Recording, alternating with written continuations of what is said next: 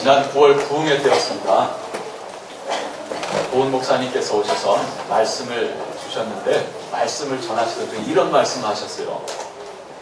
지나친 것은 해가 됩니다. 성경에서도 지나치게 의로운 자가 되지 말고 지나치게 똑똑한 자가 되지도 말라 하셨습니다. 이 말씀을 해주셨는데 제가 앞부분은 이해가 됐어요. 지나친 것은 해가 된다. 근데 지나치게 의로운 자가 되지 말고 이 말씀은 제 안에 와닿질 않는 거예요. 지나치 의로운 게 좋은 게 아닐까? 지나칠 수 있을까? 라고 한 거예요. 생각한 것이죠. 더군다나 그것이 성경에 그렇게 기록되어 있다 하니까 정말 성경에 그런 말씀이 있나? 하는 의문이 들었어요. 성경을 참 오랫동안 봤는데도 그런 의문이 들었습니다. 당시 제가 7월과 8월에 전도서를 본문으로 해서 지혜에 대해서 말씀을 전하던 중이었습니다. 그래서 한손에만 가득하고 평온한 삶의 지혜, 그리고 세격줄의 지혜, 하나님의 집에 들어갈 때 발을 삼가는 지혜에 대해서 말씀을 전했었어요. 자, 그런데 제가 전도서의 말씀을 더 읽고 묵상하던 중에 사실은 그 말씀이 이 전도서에 있다라고 하는 것을 확인하게 된 거예요. 그것도 오늘 이 7장 한복판에 말이죠. 지지난 주일에 앞선 7장 1절로 4절을 본문으로 해서 초상집에 가는 지혜에 대해서 제가 말씀을 전했습니다. 그리고 오늘 이제 이 말씀을 전합니다. 제목을 지나치지 않는 지혜 이렇게 잡았어요. 사실 얼마 전까지만 해도 오늘 이 본문을 건너뛸까 하는 그런 유혹이 제게 있었습니다. 초상집에 가는 지혜는 제가 이해해서 전하겠는데 도대체 이건 이해가 되지를 않는 거예요. 또 이 본문을 이해하기에는 제 인생의 경험이 짧은 것이 아닐까 하는 생각을 했습니다. 솔로몬이 인생 말기에 인생 끝자락에 깨달은 바를 이 전도서에 담아낸 것인데 이 젊은 목사가 이 깊은 진리를 전한다라고 하는 것이 참 어설플 수 있겠다. 잘못 전하면 여러분들이 야 의롭게 살 필요 없겠다 하는 부작용이 일어날까 하는 두려움이 제 안에 있었어요. 자, 그런데 이 본문을 놓고 한 달에 새벽마다 하나님 도대체 이 말씀 주셨습니까? 하면서 기도하던 중에 지난주쯤에 제 안에 하는 깨달음이 왔어요. 그래서 오늘 여러분과 이 말씀을 나누려고 합니다. 함께 따라서 지나치지 않는 지혜. 지나치지 않는 지혜. 지나치지 않는 지혜. 지나치지 않는 지혜. 어떠한 일에서든 지나치지 아니하는 것이 그것이 곧 지혜다라고 하는 거예요. 자, 오늘 본문을 통해서 여러분과 먼저 함께 나누고 싶은 말이 있는데요. 아무리 좋은 것이라도 그것이 지나치면 독이 될 수 있고 해가 될 수 있다라고 하는 것이죠. 함께 따라합시다. 좋은 것도 지나치면 독이 될 수 있다. 그럼 과유불급이라고 하는 말이 있습니다. 과유불급. 과라고 하는 것은 지나치다라고 하는 거예요. 지나치다. 유라고 하는 것은 오히려 유 또는 마치 무엇과 같다라고 하는 유자입니다. 불급은 미치지 못한다라고 하는 거예요. 그러니까 지나친 것은 미치지 못함과 같다라고 하는 것이고 지나친 것은 부족한 것과 다를 바 없다라고 하는 거예요. 논어에 나오는 말입니다. 자공이라고 하는 제자가 스승 공자에게 물었어요. 스승님, 사와 상 중에 어느 쪽이 어집니까? 그때 공자가 말합니다. 산은 지나치고 상은 미치지 못한다. 그랬어요. 그래서 이 자공이 물었습니다. 그럼 사가 더 낫다라고 하는 말씀입니까? 그랬더니 공자가 말하기를 과유불급이다 그랬다는 거예요. 지나친 것은 미치지 못한 것과 똑같다라고 하는 것이죠. 우리가 일상생활에서도 이 말은 많이 쓰는 말입니다. 좋은 약도 지나치면 어떻습니까? 몸에 해롭습니다. 아니 먹음만 못합니다. 자, 운동이 좋죠. 운동을 해야 되겠죠. 운동도 지나치면 아니함만 못합니다. 지난 월요일이었어요. 날이 얼마나 좋든지요. 그래서 제 안에 유혹이 생겼어요. 오늘은 좀 더 멀리 뛰자. 그래서 제가 봄, 가을 한 번쯤은 검단산이고 팔당대교까지 뛰어갔었는데 이번에 내가 뛸 때다 해가지고는 또 뛰었어요. 근데 이번에 뛰는데요. 물론 몸을 충분히 풀고 스트레칭하고 뜁니다. 뛰어서 강동대교를 지나고 구리암사대전 강동대교 지나고 미사리 중반쯤 갔는데 몸에 이상이 오는 거예요. 팔이 저리고 좀 뒷골이 좀 땡기더라고요.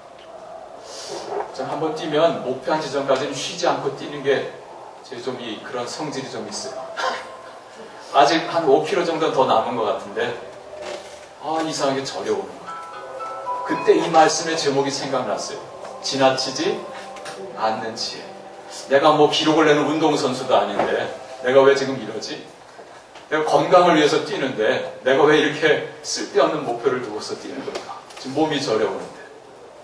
그래서 뛰다가 그 옆에 정자나무 밑에 벤치에 그냥 퍽 들어놓았어요. 얼마나 시원한지. 여러분, 우리가 좀 이럴 때가 있어요. 여러분, 운동도 중독성이 있다고 합니다. 자기 몸에 해가 되는데도 과하게 운동해요. 그래서 관절 다 나가고 망가지고 말이죠. 여러분, 아무리 좋은 것이라고 할지라도 지나치면 그게 해가 되는 것입니다. 음식도 먹어야 되죠. 그러나 너무 많이 먹으면 건강을 해칩니다. 여러분, 속도도 과속하면 위험합니다. 모든 것이 과하면 해로운 거예요. 자, 그런데 이 지나치면 독이 될 수 있다. 이것을 오늘 솔로몬은 그것을 의에도 적용하고 지혜도 적용하고 있어요. 자, 16절 말씀을 같이 읽어볼까요? 16절 같이 읽습니다.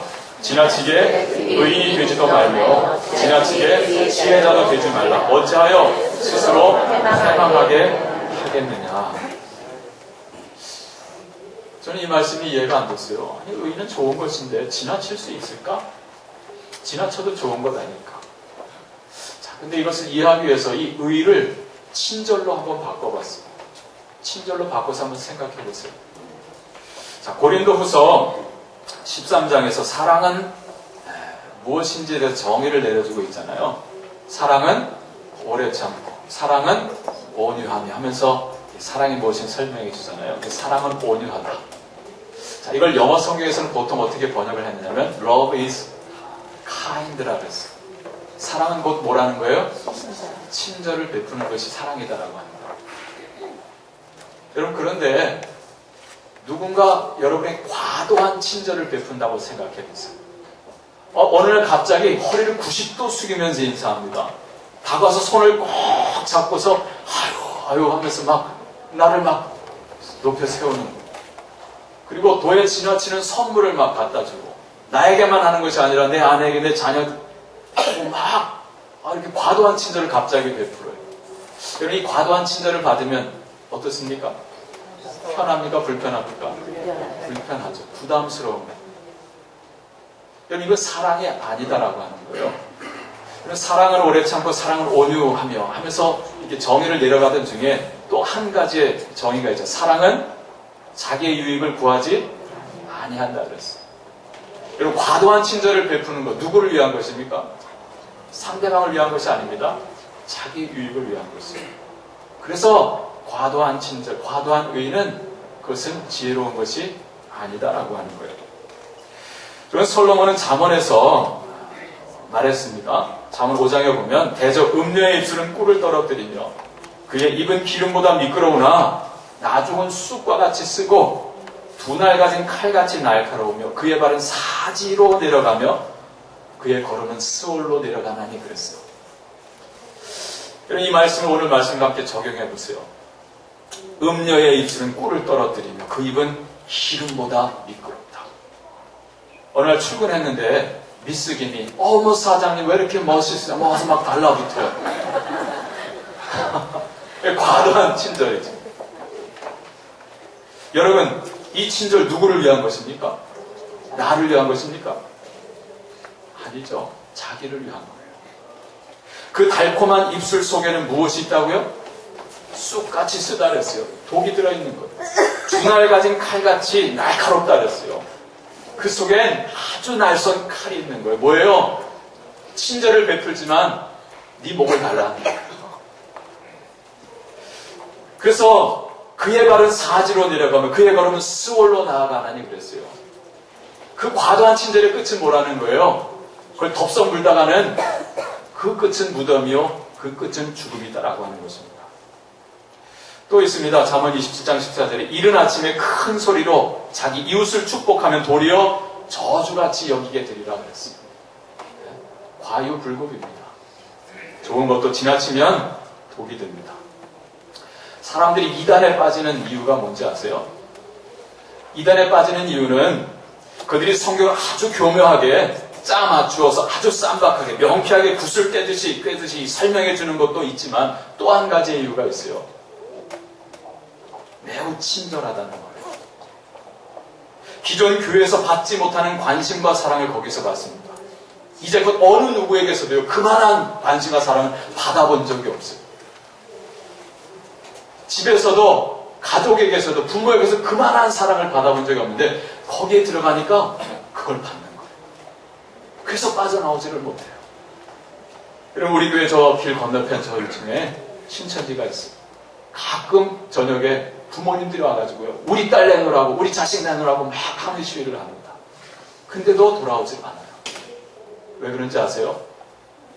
거기서 주는 이 관심과 사랑에 젖어 있는 거예요. 자, 그런데요 신천지에 빠졌던 사람이 뭔가 잘못된 것을 발견하고 거기서 나오려고 할 때 그때부터 그 친절이요 욕설과 저주로 바뀝니다. 여러분 그럼 지금까지 보였던 그 친절은 무엇입니까? 그게 진정한 사랑입니까? 아니죠. 그건 사랑이 아닌 거예요. 그래서 우리는 누군가 지나치게 친절을 베풀면서 다가올 때 그걸 경계할 수 있어야 합니다. 좋은 것도 지나치면 독이 될 수 있다. 그래서 성경은 말씀합니다. 자, 또 한 가지 우리가 기억할 것은요.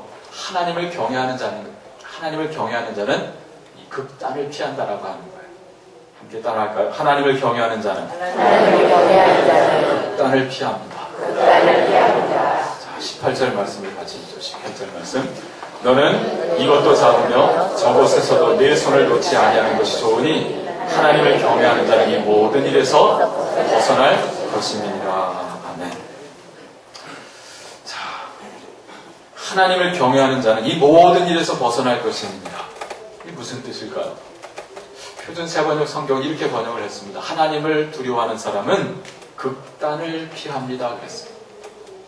하나님을 경외하는 자는 극단을 피한다. 영어 성경 중에 NIV 성경 이렇게 번역을 했습니다. The man who fears God. 하나님을 두려워하는 자, 하나님을 경외하는 자는 will avoid all extremes 그랬어요. extreme이 뭡니까?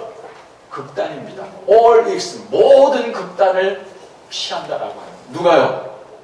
하나님을 경외하는 사람. 자, 여기서 양극단이라고 하는 것은 무엇을 말할까요? 극단을 피한다. 그건 앞선 16절과 17절의 내용을 봤습니다. 지나치게 의인이 되거나 지나치게 악인이 되는 것을 말합니다. 또는 지나치게 지혜자가 되거나 지나치게 우매한 자가 되는 것을 말합니다. 하나님을 경외하는 자는 이 양극단을 피한다라고 하는 것입니다. 여러분 지나치게 의인이 되지 말라 하는 것도 이해하기가 힘들었는데 저는 지나치게 악인이 되지 말라는 것도 이해하기가 어려웠어요. 그럼 적당히 악을 부려도 된다는 걸까? 데살로니가서 5장 22절에 보면 악은 어떤 모양이라도 버리라 주님 말씀하셨어요. 그럼 도대체 이 말씀은 무슨 뜻일까? 하나님을 경외하는 자는 이 극단을 피한다. 어떻게 이 양극단을 피한다. 그 뜻은 도대체 무엇일까? 오늘 여러분과 이것을 함께 좀 나누려고 합니다. 자, 먼저로 하나님을 경외하는 자는 하나님을 목적 삼기 때문에 이 극단을 피할 수 있다고 말합니다. 함께 따라서 하나님을 목적 삼기 때문입니다. 15절 말씀 같이 읽습니다. 15절 말씀. 내 허무한 날을 사는 동안 내가 그 모든 일을 살펴보았더니 자기의 의로움에도 불구하고 멸망하는 의인이 있고 자기의 악행에도 불구하고 장수하는 악인이 있으니. 여러분 혹시 이런 일로 인해서 속상한 일이 있지 않았습니까? 여러분 주위에서 이런 일을 경험하면서 속상했던 적 없으세요? 있죠? 정말 착한 사람이에요. 정말 좋은 사람인데 근데 너무 어렵게 살아. 그리고 또 어떻게 일찍 죽어요. 근데 정말 못된 사람이 있어요. 그렇게 못될 수가 없어요. 근데 오래 살아요. 오래 살아도 어떻게 오래 살아요? 잘 먹고 잘 살다가 가요. 여러분 보면 화가 나요, 안 나요? 속상한 정도가 아니고 화가 나죠. 조금 각색된 부분이 없지 않지만 영화 덕혜옹주에 보면 그 덕혜옹주 참 그 시대의 아픔을 다 안고 살아가잖아요. 자, 그 착한 덕혜옹주가 해방 이후에 꿈에도 그리던 고국에 돌아오려고 입국을 신청했는데 입국을 거절당합니다. 그 바닥에 내동쟁이 쳐집니다. 왜 내가 고국으로 돌아갈 수 없느냐? 라고 하면서 거기서 이해할 수 없는 아픔에 울부짖는데요. 친일파가 되어서 나라를 팔아먹고 그렇게 덕혜옹주를 힘들게 했던 그 한택수란 놈. 네? 한택수란 놈은 아니 그 곁을 지나서 미군 군인의 헌병의 호의를 받으면서 그 입국선 안으로 들어가요. 그걸 보는 순간 이 속에서 뭐가 올라와요? 분노가 일어나더라고요. 도대체 이거 뭐야? 왜 인생이 이런 거야? 오늘 솔로몬도 그것을 이야기하지 않습니까? 세상에는 보면 멸망하는 의인이 있다는, 자기의 의로움에도 불구하고 멸망하는 의인이 있고 자기의 악행에도 불구하고 장수하는 악인이 있다라고 말합니다. 자, 그러니 어떻게 해야 할까? 여기서 우리가 무엇을 생각해야 할까? 솔로몬은 이어지는 16절, 17절에서 말합니다. 그러니 지나치게 의인이 되지도 말고 지나치게 지혜자도 되지 말라. 지나치게 악인이 되지도 말고 지나치게 우매한 자도 되지 말라. 도대체 무슨 말이에요? 적당히 죄짓고 살라는 뜻이에요. 뭐예요? 제가 좀처럼 이해할 수 없었던 본문이었습니다. 자, 이에 대해서 잠시 후에 좀 더 생각해 보기로 하고, 여기서 저는 여러분에게 이것을 생각해 볼 것을 촉구합니다. 저는 이 말씀 속에서 여러분은 무엇을 여러분의 인생의 목적으로 삼고 있느냐라고 하는 질문입니다. 여러분 인생에 사는 목적이 어디에 있습니까? 내 허무한 날을 사는 동안 내가 그 모든 일을 살펴보았더니 자기의 의로움에도 불구하고 멸망하는 의인이 있고 자기의 악행에도 불구하고 장수하는 의인이 있습니다. 여러분의 인생의 목적이 어디에 있습니까? 우리가 이 땅을 살면서 장수를 목적으로 삼는다. 장수가 뭐예요? 오래 사는 거죠. 오래 사는 것을 목적으로 삼는다. 우리 인생에 망하지 않고 잘 먹고 잘 사는 것을 목적으로 삼는다고 한다. 인생은 참 허무할 수 있어요. 솔로몬이 말한 참 헛되고 헛되다. 허무한 날을 사는 동안 내가 이런 걸 봤다. 참 인생이 헛될 수 있어요. 그게 내 인생의 목적이라고 한다. 왜 그렇습니까? 의로움에도 멸망하는 의인이 있고 악행에도 불구하고 장수하는 악인이 있기 때문에. 자, 오래 사는 것, 잘 먹고 잘 사는 것이 우리 인생의 유일한 목적이라 한다면 인생 뭐 그렇게 의롭게 살 필요가 없습니다. 적당히 죄와 타협하면서 사는 것이 좋죠. 수단과 방법 가리지 않고 살 수 있다면 최선일 거예요. 자, 그런데 우리가 그렇게 살 수 없는 까닭이 있습니다. 그 까닭이 무엇일까요? 우리는 하나님을 경외하는 사람이기 때문에. 하나님을 경외하는 사람이기 때문에. 하나님을 경외하는 자는 하나님을 목적 삼습니다. 하나님이 목적입니다. 하나님을 경외한다. 이 경이 뭡니까? 경. 하나님을 높인다는 거 아니에요. 하나님을 최고의 목적으로 둔다는 거예요. 오래 사는 것 좋죠. 이 땅에서 잘 먹고 잘 살며 살고 싶습니다. 나쁜 것 아니에요.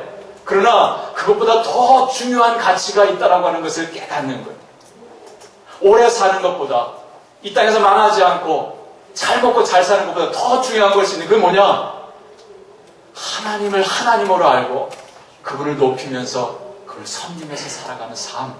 그것이 최고의 목적이다라고 하는 거예요. 다윗이 고백한 것처럼 내 평생에 내가 여기에 구하는 한 가지 일이 있는데 내가 하나님의 집에서 하나님의 아름다움을 앙망하면서 그분을 사모하며 사는 것입니다.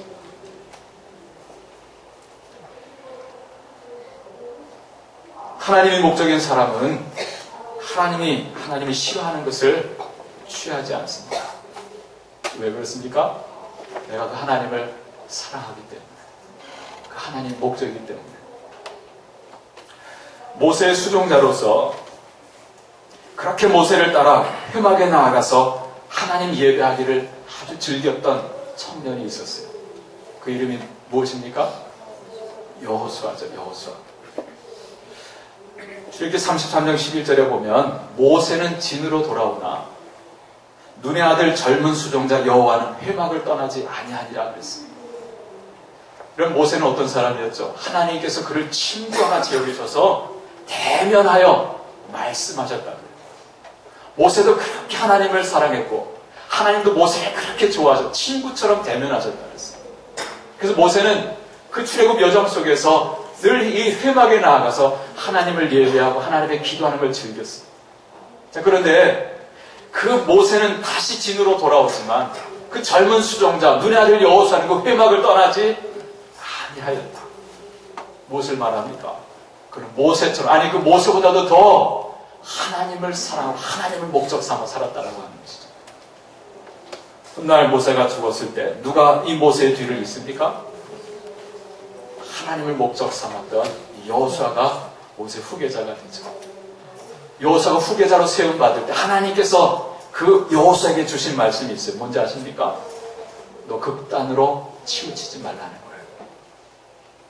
여호수아서 1장 7절에 오직 강하고 극히 담대하여 나의 종 모세가 내게 명령한 그 모든 율법을 지켜 행하고 좌로나 우로나 치우치지 말라. 그리하면 내 길이 형통할 것이다. 양극단을 피하라고 하신 말씀이죠. 하나님의 말씀을 중심 삼아서. 그는 그렇게 평생을 살았어요. 자기 주어진 사명을 다 마쳤을 때, 이제 그 나이 들어서 주님 곁으로 가게 되었을 때, 그는 실로에 모든 백성들을 불러 모읍니다. 그리고 그 백성들에게 권면합니다. 무엇을 권면했습니까? 여러분, 극단으로 치우치지 마십시오. 여호수아서 23장 6절에 그러므로 너희는 크게 힘써서 모세의 율법책에 기록된 것을 다 지켜 행하라. 그것을 떠나서 좌로나 우로나 치우치지 말라. 여러분, 그렇습니다. 하나님을 목적 삼는 사람, 하나님을 사랑하는 사람 치우치지 않습니다. 극단을 피합니다. 하나님이 목적이기 때문에. 자, 두 번째로 하나님을 경외하는 자, 어떻게 극단을 피할 수 있을까? 자, 그것은요, 그는 하나님을 동력 삼기 때문입니다. 이렇게 따라하겠습니다. 하나님을 동력 삼기 때문입니다.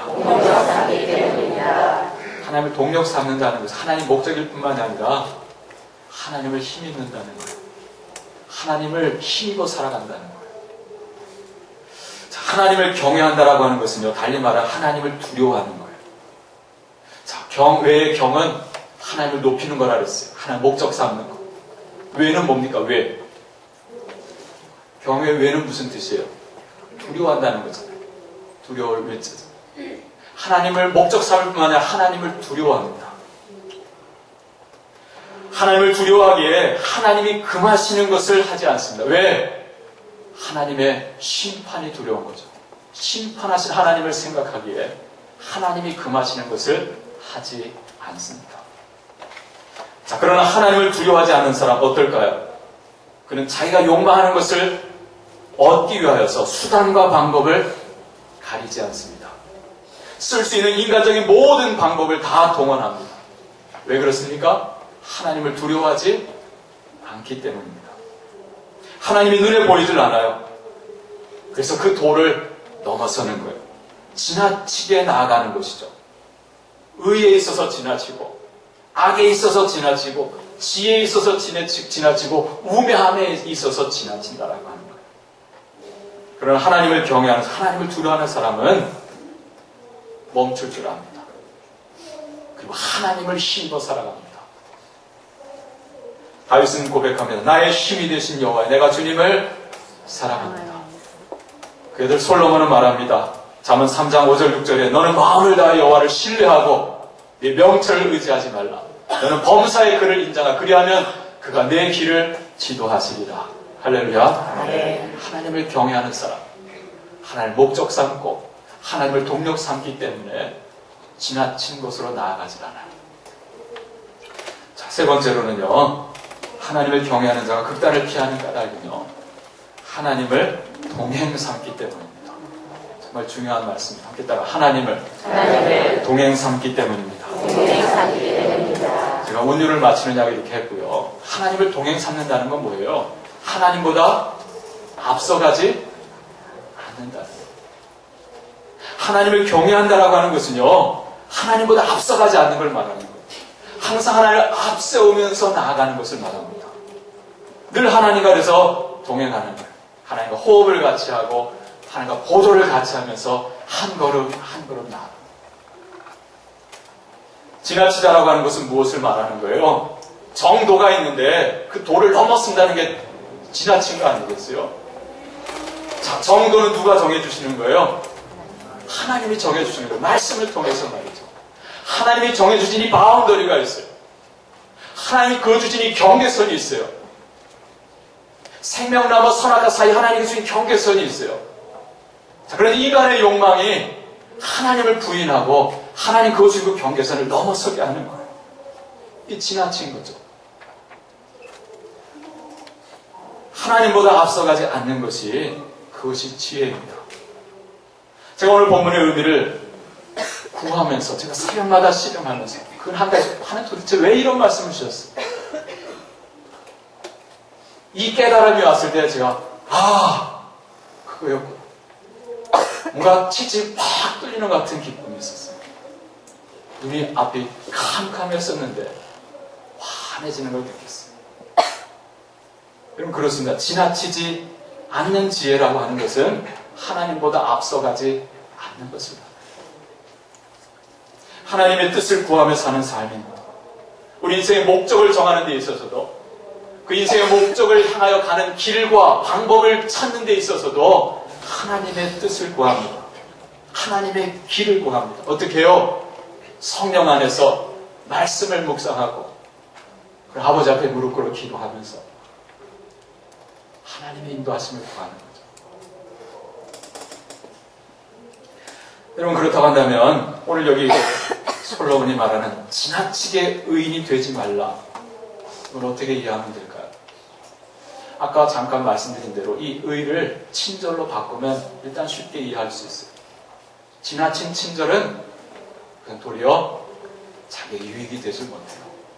자기의 유익을 구하느냐고 지나친 친절을 베풀지만 지나친 의를 행하지만 그러나 결국 그것이 자기에게 화가 됩니다. 또 하나 더 생각해 보십시다. 여러분 하나님께서 주시는 의가 있어요. 하나님의 의가 있어요. 근데 그 의를 넘어서는 것이 지나치게 의인이 되려고 하는 거예요. 여러분 누가 그 일을 했었죠? 바리새인들이 그랬어요. 바울이 그랬습니다. 하나님의 의가 아닌 자기의 의로서 구원을 이루려고 했습니다. 하나님을 목적 삼지 않았을 때 하나님을 이용해서 하나님을 수단 삼아서 소위 인생 출세, 인생에 성공하고자 하는 것을 목적 삼았을 때 일입니다. 그때 그는 율법적인 의의를 쌓으려고 했어요. 그 열심을 가지고 그는 예수를 핍박했고 교회를 박해했고요. 예수 믿는 사람들을 잡아다 죽이는 일에 앞장섰습니다. 그땐 경계선이 보이질 않았어요. 왜 그렇습니까? 욕망의 비늘이 그의 눈을 가리고 있었기 때문입니다. 그때 바울은 지나치게 의인이 되려고 했었습니다. 그러다가 다메섹 도상에서 밝은 빛으로 찾아오신 주님을 만났죠. 거기서 하나님의 의를 경험하게 됩니다. 우리의 모든 죄를 보혈로 씻어주시고 덮어주시고 사해주시는 그리스도의 의, 하나님의 의를 경험합니다. 그때 그는 자기의 의로 하나님의 의를 심히 대적하며 살았던 자기의 죄를 발견합니다. 그 죄를 회개했고 그리스도의 십자가 보혈로 자기의 모든 죄와 허물을 씻어주시고 덮어주시고 사해주시고 품어주시는 그 하나님의 의를 거기서 경험하는 거예요. 그리고 인생의 목적이 달라지죠. 하나님을 비로소 인생의 목적으로 삼습니다. 이제는 자기의 의를 자랑하지 않습니다. 오직 그리스도의 의를 드러내고 하나님의 의, 예수 그리스도의 십자가를 자랑하는 자가 됩니다. 여러분, 이것이 지나치게 의인이 되지 말라 하신 하나님 말씀입니다. 자, 둘째로 솔로몬 말하면 지나치게 지혜자가 되지도 말라. 이게 무슨 뜻일까요? 지나치게 지혜자가 되지 말라. 하나님 주시는 지혜가 있어요. 하나님께서 말씀을 통해 주시는 지혜가 있어요. 하나님께서 성령을 통해 주시는 지혜가 있어요. 근데 하나님을 경외하지 않는 사람은요, 그걸 싫어합니다. 기뻐하지 않습니다. 그걸 버려요. 누구의 지혜를 구합니까? 자기의 지혜를 구하고 세상 지혜를 쫓는 거예요. 그리고 이것을 한 단어로 뭐라 하는지 아세요? 잔꾀라는 잔꾀. 잔꾀를 부리면 결국 어떻게 됩니까? 자기 꾀에 자기가 넘어집니다. 셋째로 지나치게 악인이 되지도 말라 그랬어요. 도대체 이건 무슨 뜻일까? 아니, 악은 어떤 모양으로도 버려야지. 지나치게 악인이 되지 말라. 이게 무슨 뜻일까? 과도한 폭력, 과도한 악, 하나님이 심판하신다는 거예요. 여러분, 이스라엘의 역사를 보세요. 북왕국 이스라엘이 잘못된 길로 갈 때 하나님은 누구를 들어서 이스라엘을 치시죠? 아수르 제국을 들어서 북왕국 이스라엘을 멸망시킵니다. 징계하시는 것이죠. 근데 보면 나중에 하나님 그 아수르 제국을 어떻게 하셨어요? 심판하셨어요. 아니, 왜 그러시죠? 부름받아서 이스라엘 백성들을 쳤어요. 근데 왜 심판하셨어요? 자, 남한국 유대가 정신 못 차리고 똑같이 죄악의 길로 갔을 때 하나님 이번엔 누구를 들어쓰셨죠? 바벨론 제국을 들어쓰셨어요. 하나님께서는요, 우리의 악을 징계하시기 위해서, 이 징계라고 하는 것은요, 그냥 벌하시는 게 아니라 바른 길로 돌아오게 하시기 위해서 하나님께서 채찍을 드시는 거예요. 우리의 악을 징계하시기 하나님께서 더 악한 자를 쓰십니다. 그럼 바벨론 제국을 일으켜서 이스라엘, 이 남한국 유다를 치셨어요. 근데 하나님이요, 나중에 그 바벨론 제국을 어떻게 하십니까? 하나님 또 심판하세요. 왜 하나님께서 당신이 들어쓰시고서는 그 아수르와 바벨론 제국을 심판하신 것일까요? 성경에 말씀하고 있는 것이 무엇입니까? 도가 너무 지나쳤다라고 하는 거예요. 너 너무 과하게 내 백성을 짓밟았다라고 하는 거예요. 여기서 명심해야 합니다. 우리가 기억할 것이 있어요. 누군가 다른 사람이 잘못을 했어요. 그것 때문에 여러분이 피해를 입었고 상처를 받았습니다. 자, 그러나 그렇다고 해서 그것이 여러분이 그 사람에게 마음대로 보복해도 좋다라고 하는 것을 보장해 주는 것은 아닙니다. 허용되는 범위가 있어요. 그 범위를 넘어서면 넘어선 그 부분에 대해서 하나님 뭐 하세요? 우리를 책망하시고 심판하신다는 거예요. 여러분, 우리가 누군가에게 상처받았을 때 그럼 잘 우리의 경험을 돌아보세요. 우리가 받은 만큼만 돌려줍니까? 누가 내 한 대를 내 뺨을 때렸어. 그럼 여러분 똑같이 한 대만 때리고 말아요? 그냥 이랬잖아요. 발도 올라가. 우리는 받은 만큼만 돌려주려고 하지 않아요. 내 감정이 풀릴 때까지 이걸 하려고 하죠. 그래서 막 쏟아부어. 이것이 우리의 연약한 인간의 모습입니다. 그래서 우리가 하나님께 책망을 받고 심판을 받는 겁니다. 그래서 성경이 우리에게 말씀해 주신 건 무엇입니까? 이거 원수를 친히 갚으려 하지 말라는 거예요. 원수 갚는 것은 내게 맡겨.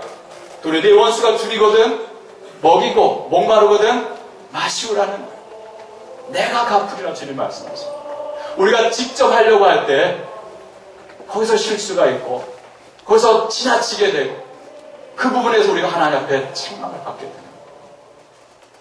그래서 지나치게 악인이 되지 말라 말씀하십니다.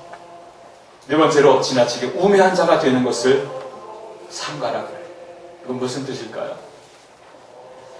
자기 욕망하는 것, 그것을 얻기 위해서 막무가내로 행동하는 걸 말해요. 한마디로 때를 쓰면서 고집하는 거예요. 이미 어리석은데 어리석음을 더하는 거죠. 이것을 버리라라고 하는 것입니다.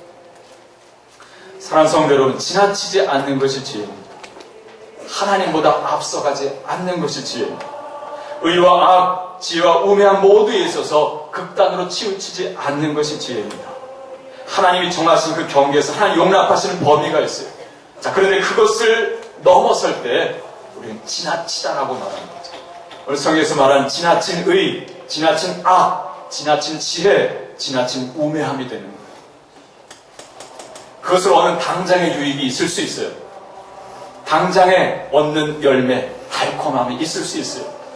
어쩌면 아무 탈 없이 이 세상에서 장수하고 정말 잘 먹고 잘 살다가 갈 수 있어요. 자, 그러나 분명한 것은 그것은 죄요 하나님의 진노를 쌓는 일이다라고 하는 것이죠.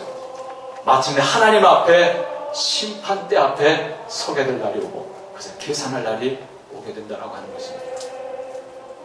재물을 탐하였던 가룟 유다는 마리아가 향유컵을 깨뜨려서 예수님의 발에 붓고자 했을 때 뭐라 그랬습니까? 왜 이 값진 것을 허비하느냐? 그래서 300데나리온에 팔아서 가난한 사람들에게 줄 수 있었겠다라고 말해요. 마치 자기가 지나친, 자기가 엄청난 의인인 양 말을 했죠. 이게 바로 지나치게 의인이 되려고 하는 거예요. 그리고 그 속셈은 무엇입니까? 성경은 말하죠. 이렇게 말하면 그가 가난한 자들을 생각함이 아니요 그는 도둑이라 돈괴를 맞고 거기 넣는 것을 훔쳐가느라 자기의 잔꾀를 부립니다. 지나치게 의인인 척하면서 탐심을 이루려고 하는 것입니다. 결국 부끄러운 죽음을 당합니다. 엘리사벳이 열왕기서를 보는데 북왕국 이스라엘 왕비인 이세벨 나봇의 포도원을 탐하여서 어떻게 합니까? 나봇을 죽이고 강제로 빼앗아